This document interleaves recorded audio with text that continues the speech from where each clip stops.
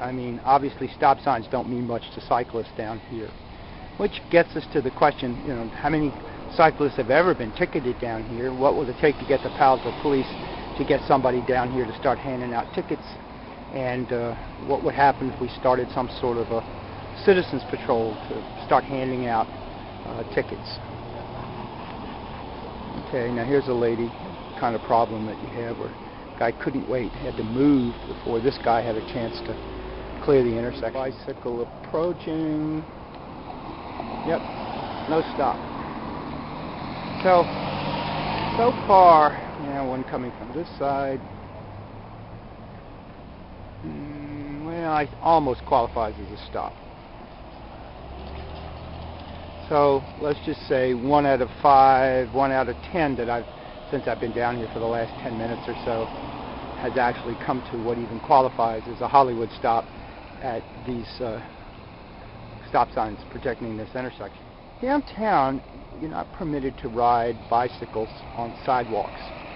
Supposedly you can do it the rest of town, but this is a business district, so I really don't know if this qualifies as enough of a business district so that these cyclists over here are also breaking the law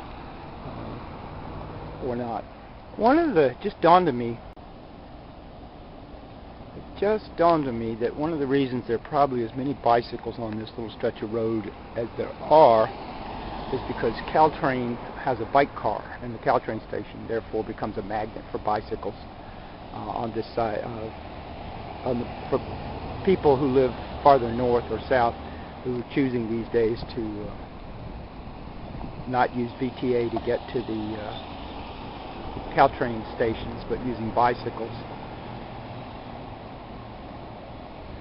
So these are people who probably don't live in Palo Alto, and as such see no reason to abide by Palo Alto laws.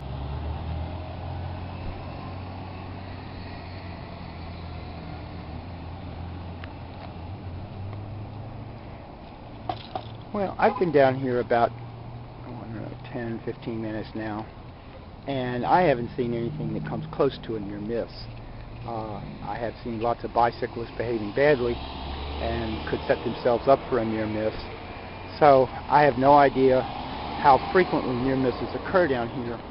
This is one of those situations where a couple of surveillance cameras could be set up very inexpensively, and with a photography shop right over here, you might wonder why they haven't done so already, and then provide so somebody scan through it and then put the frames up on YouTube or on a local website so that people can see exactly what kind of traffic goes on here most of the day and just how bad a near miss really is.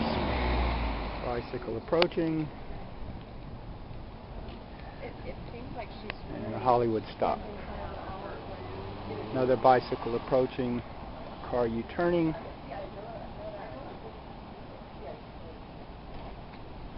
And not much of a stop. Gosh, kind of hard to look the other way, but that guy blasted through stop sign to our right in front of Antonio's Nut House.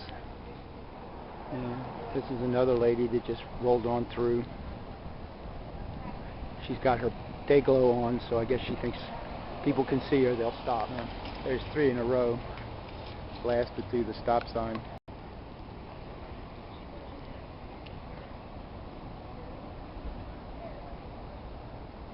Interesting, onto the sidewalk. Now, this just can't be all that good an idea. But he's a cyclist, so I guess rules don't apply. Common sense does. Now this guy, the slot just moved, and this guy's doing a classical U-turn into the parking slot, but he's got to back up.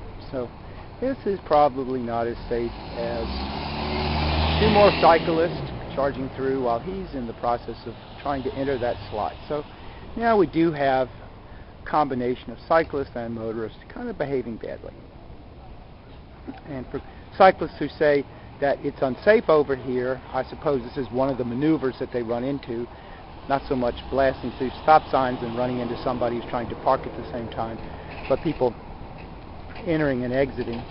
You know, my sense when I ride over here is that I kind of watch everything out of all sides of my head at the same time, and I don't ride very fast.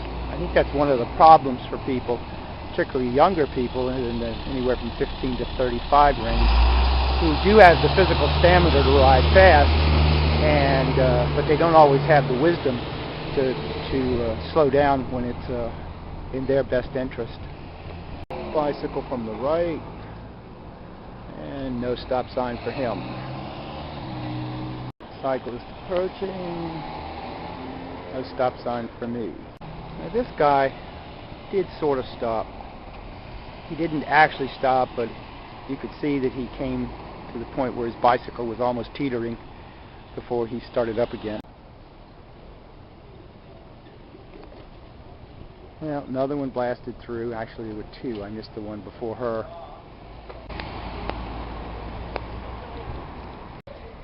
Here's another one.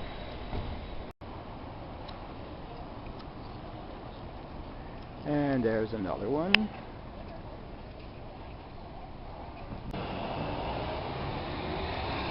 And another one. And here's one that qualified. There were cars around him, so he really didn't have too much room to move, so he stopped. You know, the camera caused one to stop. Well, it's 5:15, and the traffic seems to have died off a little bit. Don't know if I'm going to sit here today till 6 or not.